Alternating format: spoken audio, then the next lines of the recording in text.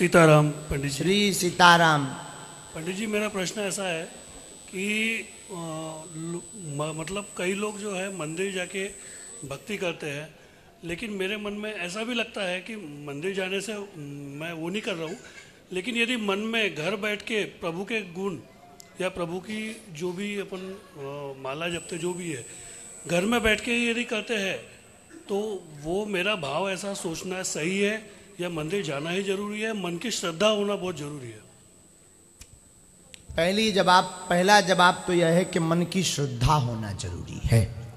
श्रद्धा मजबूत हो तो मन ही मंदिर है। दूसरा जवाब, इतने लेवल पर पहुंच गए कि नहीं, इस स्तर पर आप पहुंच गए या नहीं, या केवल खोखली बातें, या सिर्फ मन को समझाने के लिए आलसी राम हो या हटीले आदमी हो, या दुनिया में तुम कुछ अलग करने के चक्कर में, दुनिया को अलग दिखाने के चक्कर में ये हट ठान के बैठे।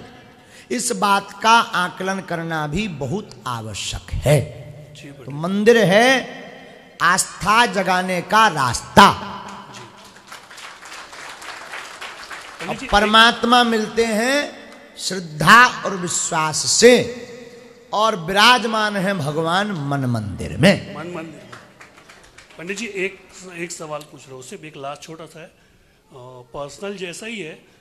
मेरी बेटी राहु काल में हुई है सर, तो कई लोग बोलते हैं दोष है, तो आप बताइए सर। वो तो माँ की मूर्त टाइप है मेरी बेटी। मेरी बेटी राहु काल में हुई है सर। देखो, हम शायद परसों ये बात, आप परसों नहीं आए, ग्रह कितने होते हैं? तो राहु भी ग्रह है एक जी। राहु केतु शुक्र शनि भौम बुध गुरु, ये ग्रह हैं कि नहीं है। अच्छा, तो ग्रह कितने होते हैं? 9। 9 के ऊपर भी एक ग्रह है, उसका नाम है अनुग्रह। जी।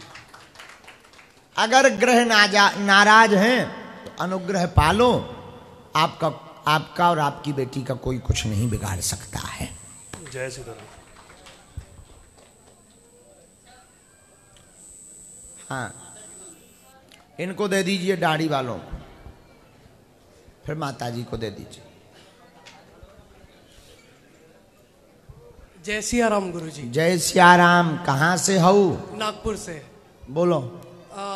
गुरुजी, ये पूछना था, जो हनुमान जी ने रामायण लिखे थे पत्थर पर, और बोला जाता है कि उन्होंने डाल दिया था पानी के अंदर, समुद्र में, है ना, समुद्र में, तो फिर बाकी जो चीजें लिखी हुई है राम जी के बारे में, तो वो कैसे आगे आई? बहुत अच्छा प्रश्न, ताली बजाओ। श्री हनुमान जी ने अपने नाखूनों से रामायण लिखी पत्थर पर, शिला पर, उसका नाम पड़ा हनुमान नाटकम। क्या? बड़ी बड़ी शिलाओं पर जब रामायण को लिखा तो वाल्मीकि जी के आश्रम में जाकर के उन शिलाखंडों को रखा। वाल्मीकि जी ने जब वह रामायण पढ़ी तो वाल्मीकि जी रामायण पहले लिख चुके थे, श्रीमद् वाल्मीकि रामायण। उन्होंने पढ़ी तो उन्हें लगा कि इस रामायण के सामने हमारी रामायण तो फीकी है, और फीकी भला क्यों ना हो, जिनके साथ 24 घंटे श्री हनुमान जी रहे, उन्होंने तो हकीकत लिख दी। श्री हनुमान जी स्नान करके जा रहे थे तो श्री वाल्मीकि जी ने चरण पकड़ लिए, बोले हमें पहले वचन दो कि हम जो मांगेंगे वो आप दोगे। हनुमान जी बोले मांगो। बोले महाराज, आपने जो रामायण लिखी है उसको आप पानी में डुबो दो, नहीं तो हमारी रामायण को कोई नहीं पूछेगा, आपकी रामायण के सामने सब फीका है।